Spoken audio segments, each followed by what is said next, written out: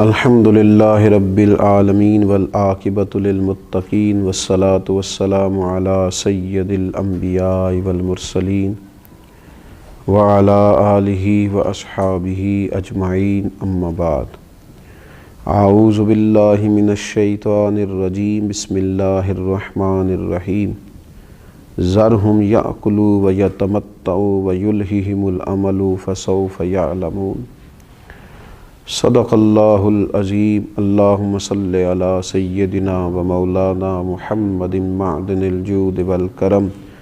وآلہ وصحبہ وبارک وسلم الصلاة والسلام علیک یا سیدی یا رسول اللہ وعلی آلک واصحابک یا سیدی یا حبیب اللہ۔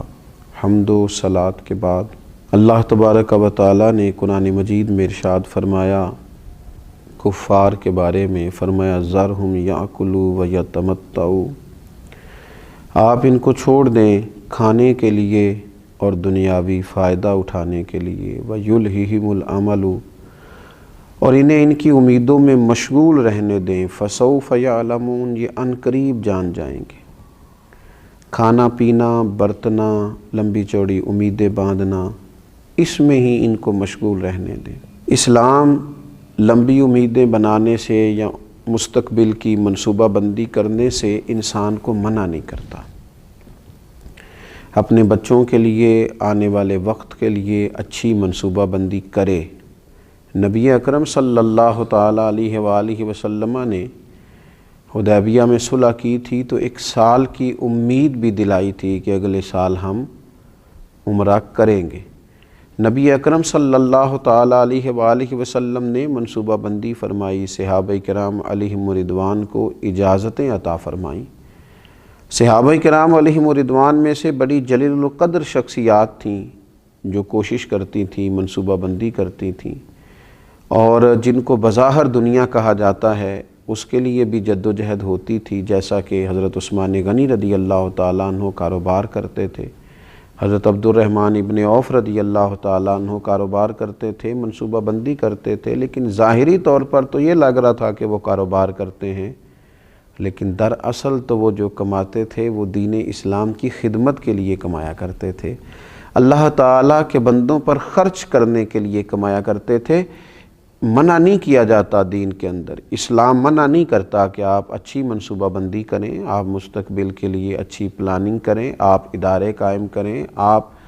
تعلیم کے میدان میں، صحت کے میدان میں، آپ لوگوں کے لیے بنیادی ضروریات فراہم کرنے کے لیے اچھی منصوبہ سازی کریں، آپ وہ سارے وسائل جس کی دین کے اندر اجازت اور گنجائش ہے اور جس کا انسانوں کو فائدہ ہو سکتا ہے اور انسان جن سے فائدہ حاصل کر سکتا ہے وہ سارے کام کریں، دین منع نہیں کرتا۔ لیکن فقط دنیا میں گر جانا اور منصوبہ بندی جتنی بھی کرنا، امیدیں جتنی بھی وابستہ کرنا، پلاننگ جتنی بھی کرنا، وہ فقط اپنی دنیا داری کے لیے کرنا، یہ ایک نفسیاتی مسئلہ ہے، یہ روحانی بیماری ہے۔ میں دنیا کیسے اکٹھی کر سکتا ہوں، میں لوگوں میں مشہور کیسے ہو سکتا ہوں، میں پیسے کیسے جمع کر سکتا ہوں، آنے والے وقت میں میں کس طرح لوگوں کے بیچ رہ کے ان پر حکومت کر سکتا ہوں، یہ نفسیاتی الجھن ہے، یہ بندے کو پوری طرح الجھا دیتی ہے، انسان کمزور پڑ جاتا ہے۔ انسان منصوبہ بندی کرے مستقبل کی اچھی نیتوں کے ساتھ لوگوں کے فائدے کے لیے، لیکن ایک بات کا وہ ضرور خیال رکھے کہ وہ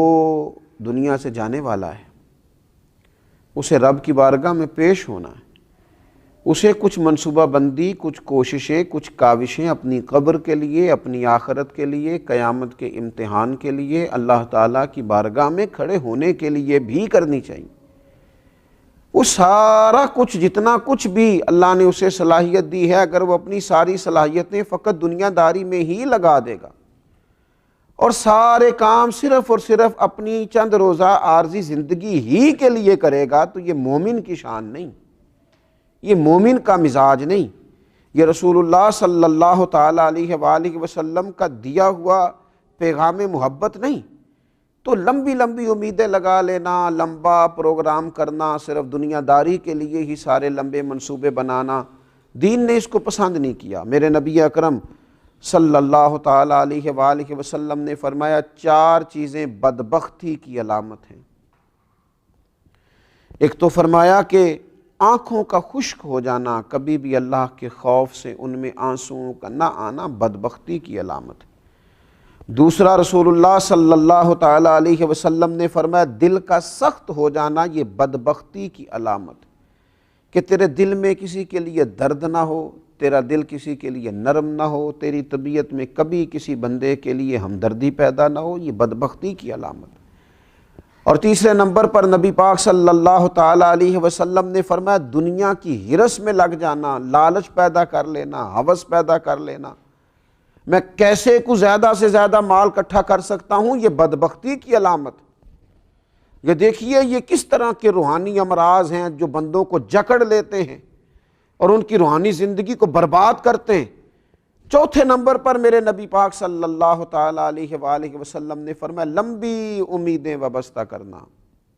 بدبختی کی علامت ہے۔ تو دنیا کے لیے مال جمع کر، دنیا کے لیے اسباب پیدا کر، تو دنیا کے لیے کوشش کر، پر یہ بھی تو دیکھنا تو نے دنیا میں رہنا کتنا عرصہ، یہ بھی تو دیکھنا کتنے لوگ تھے جو چلے گئے، کتنے لوگ تھے جو اپنا وقت گزار گئے۔ تو اپنی زندگی کے اندر امیدوں کو اتنا لمبا کر لینا، دنیا کے لیے منصوبہ بندی اتنی لمبی کر لینا، میں پہلے پڑھوں گا، پھر میں لکھوں گا، پھر میں نوکری کروں گا، پھر میں مال کماؤں گا، یہ بات ختم ہوتی ہے تو پھر شادی کا سلسلہ ہے، شادی ہو گئی، اب بچے پیدا ہوں گے، اب ان کو میں بڑا کروں گا، اب ان کی تعلیم ہوگی، اب ان کے نکاح ہوں گے، اب یہ سیٹ ہوں گے، معاملہ ختم ہو گیا۔ اور بھئی یہ ساری منصوبہ بندی آپ کی ہے، اس کریم کی حکمت پتہ نہیں کیا ہے۔ کتنے لوگ تھے دنیا میں جو آئے، بچے تو تھے پر بڑے نہ ہو سکے، کئی جوان تو ہوئے پر بوڑھے نہ ہو سکے، کئی بڑے تو ہوئے نکاح تک نہ پہنچ سکے، کئیوں کے نکاح تو ہوئے لیکن اولاد تک نہ، کئیوں کی اولاد تو ہوئی لیکن ان کو پلتا نہ دیکھ سکے، ان کے بیاہ نہ دیکھ سکے، ان کے معاملات اپنی آنکھوں سے نہ دیکھ سکے۔ اچانک آ گئی موت، اللہ کے حضور حاضری کا وقت آ گیا اور جانا پڑا۔ تو امیدوں کو تھوڑا سا کم کیا جائے، اتنی لمبی امیدیں وابستہ کر لینا، اتنا لمبا مزاج پیدا کر لینا، یہ انسانی طبیعت کے تقاضوں کو بگاڑ دیتا ہے، یہ دل میں روحانی طور پر تکلیف برپا کرتا ہے۔ میرے نبی اکرم نور مجسم صلی اللہ تعالیٰ علیہ وآلہ وسلم نے ارشاد فرمایا، حضرت عبداللہ ابن عمر کہتے ہیں حضور نے میرے کندھوں کو پکڑ کے کہا تھا دنیا میں اس طرح رہنا جس طرح کوئی مسافر رہتا ہے یا راہگیر رہتا ہے، تم تھوڑے وقت کے لیے یہاں آئے ہو، اس وقت کا تعین کرنا، اپنے آپ کو مسافروں کی طرح اور راہگیروں کی طرح رکھنا اور اس طرح کر کے اپنے معاملات زندگی کو گزارنا۔ لیکن کہاں بھائی، لوگوں نے تو پکی جائیدادیں بنا لی ہیں، ڈھیر سارے لوگ ایسے ہیں جن کی زندگی میں سارے منصوبے ہیں، ریٹائر بھی ہونا ہے دنیا کے معاملات سے، لیکن مرنا ہے، قبر میں جانا ہے، اللہ کے حضور حاضر ہونا ہے، اس پر تو توجہ ہی کوئی نہیں، اس کا تو پروگرام ہی نہیں ہے، اس کے بارے میں تو غور و فکر ہی نہیں ہے، اس کے لیے تو منصوبہ بندی ہی نہیں ہے، اس کے لیے تو اعمال خیر جمع کرنے کا جذبہ ہی نہیں ہے۔ ام ولید بنت عمر بیان کرتی ہیں، ایک دن نا نبی اکرم صلی اللہ تعالیٰ علیہ وسلم تشریف لائے اور فرمایا اے لوگو کیا تم حیا نہیں کرتے؟ مسلمانوں نے کہا یا رسول اللہ صلی اللہ تعالیٰ علیہ وسلم کس چیز سے؟ تو آپ نے فرمایا تم ان چیزوں کو جمع کرتے ہو جن کو کھا نہیں سکتے، اور ارشاد فرمایا ان مکانوں کو بناتے ہو جن میں تم رہ نہیں سکتے، اور حضور علیہ الصلوۃ والسلام نے فرمایا ان چیزوں کی امید رکھتے ہو جن کو تم پا نہیں سکتے۔ کیا تم حیا نہیں کرتے؟ کیا تم غور نہیں کرتے؟ تم ایسی چیزوں کو بناتے ہو کہ تمہارا حصول ہی ممکن نہیں، تم وہاں تک جا ہی نہیں سکو گے۔ اپنی زندگی کے اندر کچھ امیدوں کو کم کیا جائے، کچھ تھوڑی سی تیاری بھی کی جائے، کچھ جانے کا بھی پروگرام بنایا جائے۔ اللہ کے رسول صلی اللہ تعالیٰ علیہ وآلہ وسلم نے جب حضرت عمر رضی اللہ تعالیٰ عنہ حضور کو دیکھ کے رو پڑے نا کہ موٹے بان کی چارپائی ہے اور پھر آپ کے مقدس جسم اکتہر پر اس کے نشان بھی پڑ گئے، تو حضور علیہ الصلوۃ والسلام نے فرمایا تو عمر ہم دنیا میں تھوڑی دیر کے لیے آئے، کیا تم پسند نہیں کرتے کہ یہاں ہم تھوڑی تکلیف برداشت کریں اور آخرت کی ساری سعادتیں اللہ ہمیں ہی عطا فرمائے؟ تو تھوڑا سا اپنی دنیا داری کے معاملات میں امیدوں کو کم رکھنا، یہ ذرا روحانیت کو مضبوط کرتا ہے۔ انسان مضبوط ہو جاتا ہے ذہنی طور پر، فکری طور پر، اور تھوڑا سا نا ذہن کو آسودہ کر لیتا ہے اگر یہ ذہن بن جائے تو، ورنہ ساری عمر بڑھاپے تک مال کی ہرس، ہوس اور پیسہ جمع کرنا اور جناب لمبی امیدیں وابستہ کرنا، اور میں یہ کر لوں اور مجھے یہ مل جائے اور یہ چیز بھی کبھی میری ہو جائے اور یہ چیز بھی کبھی میرے ہاتھ آ جائے، یہ پھر بڑھاپے تک چلتا ہے۔ رسول اللہ صلی اللہ تعالیٰ علیہ وسلم نے ارشاد فرمایا کہ بوڑھے آدمی کا دل دو چیزوں میں ہمیشہ جوان رہتا ہے۔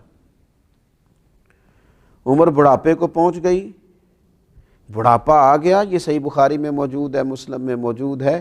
بوڑھے کا دل بھی دو چیزوں میں توانا رہتا ہے، جوان رہتا ہے، شباب پہ رہتا ہے۔ حضور کون سی؟ فرمایا ایک دنیا کی محبت، ایک لمبی امیدیں۔ آپ دیکھ لیجئے کہ لوگ دوائیاں تو کھاتے رہتے ہیں، علاج تو کراتے رہتے ہیں،